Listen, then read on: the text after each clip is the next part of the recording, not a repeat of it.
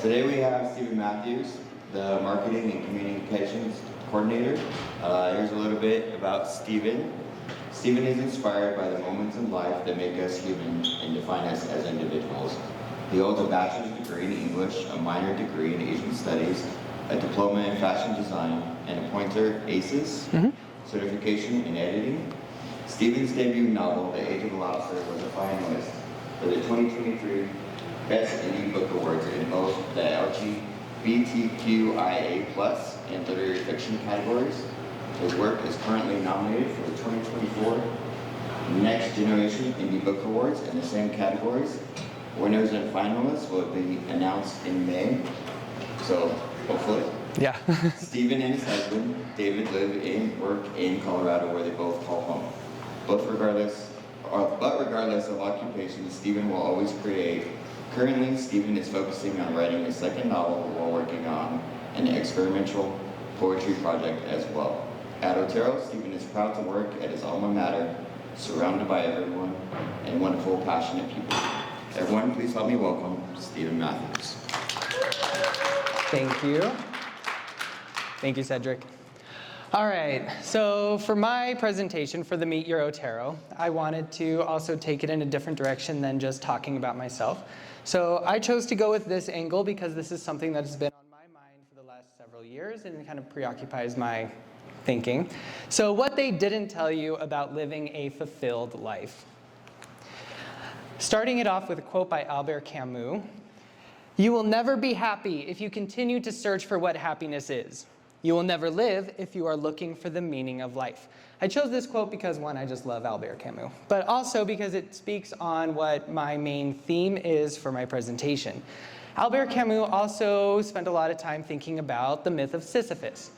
If you are unfamiliar with Sisyphus, he was condemned by the gods to perpetually roll a giant boulder up a hill, and every time it got to the top of the hill, it would roll back down, and that was his whole life. In his writing, Camus argues that his punishment represents the human condition. Our daily lives of these arduous little tasks, these small things that we have to do every single day, is a little draining, right? So the way that we push that rock up the hill only for it to fall down again the next day, but we persist. So he says that if we are continually doing this, even though it's kind of boring sometimes or it sucks, we must imagine that in some way, his life is fulfilling. There's something going on in his mind that keeps him from just letting the rock crush him on its way down at the end of the day. But where is the fulfillment? Because it's not in the rock, it's not in the heat of the day. Where is that joy? So we have this equation, and I chose to do it as an equation because I think visually it makes sense. So follow along with me, I'll show you this several times. But the good life formula, this should be familiar to you in some way. If you are educated, you learn, and then you apply that without dying, all while having fun without causing harm, you will have a good life. So education plus application multiplied by not dying, divided by having fun without causing harm is a good life. So looking at that equation, we are led to believe that the fulfillment is there. At the end of the road, when we can look back and say, wow, I had a good life, didn't I? Because I did all these things. Maybe. Let's look at it. Also, because I'm not the best at math, I do have some knowledge though, and I know that we have to do this top part first. So, I'll use myself as an example. Education plus application by not dying. So this is kind of my timeline so far. High school, college, career, and then due to unforeseen circumstances, I don't know what happens after. In high school, I was in the top 5 of my class. I had a pretty high GPA. I was involved in a lot of extracurriculars, a lot of sports, drama, any extra writing things I could do. I was really involved. I also learned about entrepreneurship and running my own business. I bred hedgehogs while I was in high school. Learned a lot there. In college, I graduated from UNC Greeley with a bachelor's in English and a minor in Asian Studies, and I was an RA while there. Again, I learned a lot. Career, in quotations, from 2016 to present, I kind of had a scattered realm of my occupations. Immediately after graduation, I became a mortician. The week after graduation. Then I went on to be a reporter, an English teacher for high school students, and then now I am the marketing coordinator for Otero. So quite a big range of involvement. These are more or less accomplishments, but accomplishments don't really reflect what you learned. So let's go through what I learned in each of these things. In high school, I learned what being gay actually means, what comes with it, what it means for you. I learned how to speak Japanese. I didn't like many of the languages offered. They didn't speak to me. I wanted to learn Japanese, so I did. I also learned how to write, not just my name, but how to write something worth reading. Poetry, literature, things like that. I love those worlds, so I learned how to do it early on. In college, I learned how to hide an eating disorder, but I also learned how it feels to be in love. Since 2016, I have learned that love has many forms and how to heal from self-neglect. I also learned that I am my actions. It doesn't matter what I think, it doesn't matter what I feel has happened. It's what I did with my feelings, what I did with those different emotions that really stack up to who I am as a person. Before that, I was a little reckless, and I'll talk about that in a moment. Okay, so those are the education and application moments. We have to multiply it by not dying, right? So there was a time where I thought of removing myself from the equation of a good life, but I didn't. Still here. Very, very fortunate it worked out that way. But on being on the other side of that, you have to think about what kept me here, right? It were all these little things. It was knowing that I have a skill. It was knowing that I'm worthy of love and what it feels like to have love. I know it has many forms, and one of that form is coming from yourself, right? And how to heal from self-neglect, that's a skill that will forever serve me. That's pretty fulfilling. We have fulfillment, and we're not even halfway through the equation of a good life. So going back here, now it's time for the second part. Having fun without causing harm. Having fun, to me, I immediately think of my people. I would not have nearly as much fun without these people. On this far side, this is my family and my in-law family. It's all the same family.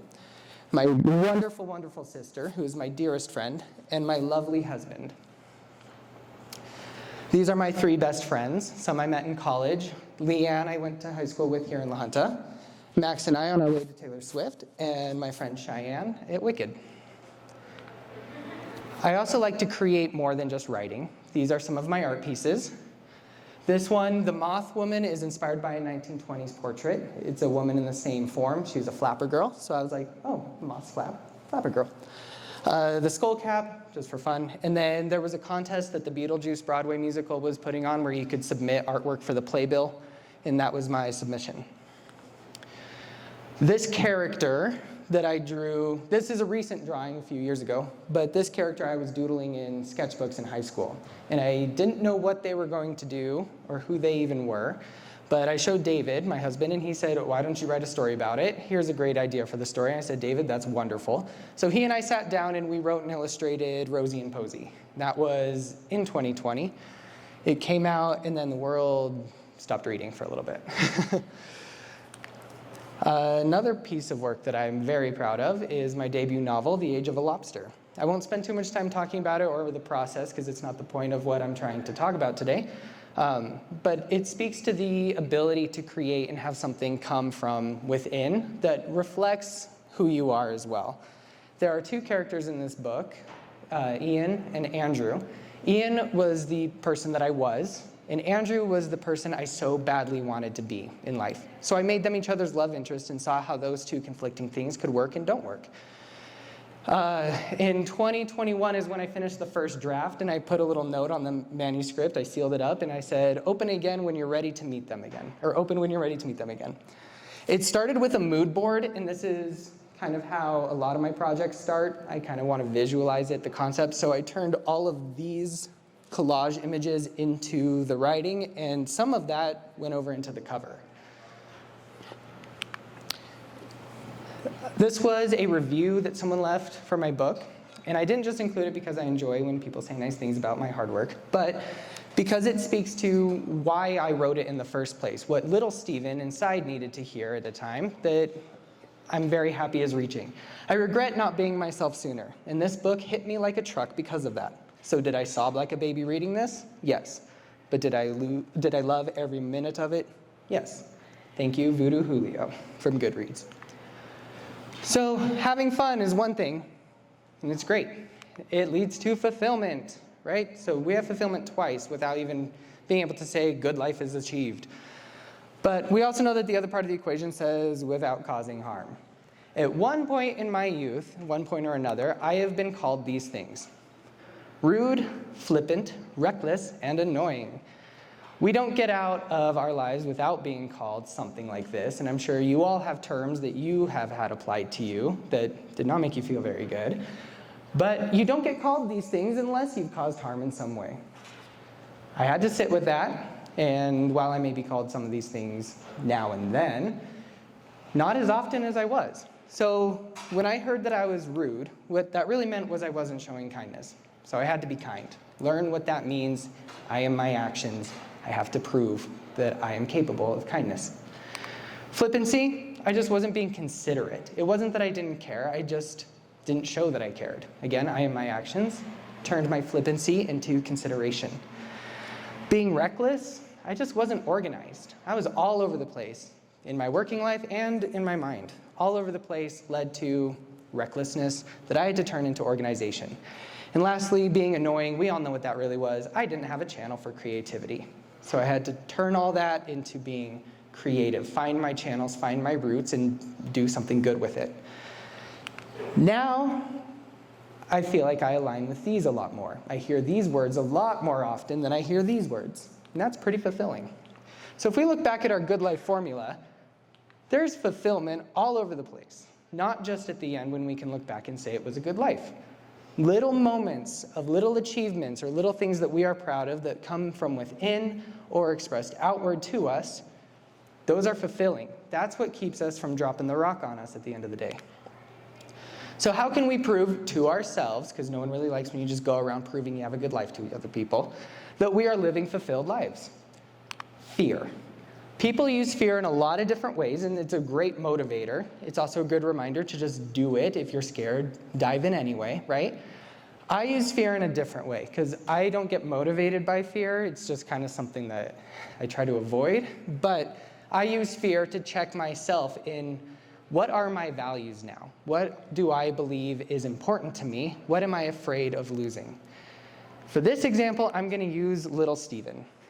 So when I think back to my childhood, and I think a lot of people can relate to this, as a child, you are fulfilled. You have everything really that you need. You only tell people what you want to be when you grow up, when you're asked what you want to be. It's not something that you're worried about. You're not worried about the bills. You're not worried about different things like that. You're young and your life is just happiness and less inconvenienced. So when I think back of myself at this time, my biggest fears were not being heard, not being loved, and losing the people closest to me.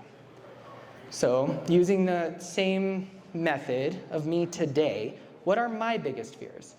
I had to think about that. And turns out they're the exact same fears. I am terrified of not having my voice, my human voice, be heard. I'm terrified of not being loved or being made felt that I'm not lovable.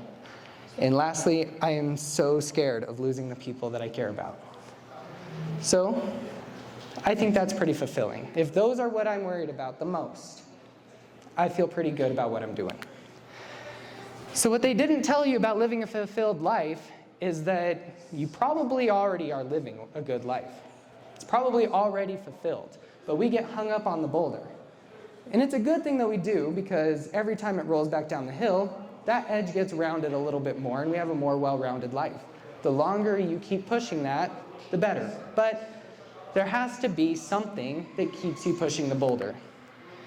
So I am Sisyphus. If we're imagining Sisyphus happy, I am Sisyphus, and I am happy. Thank you.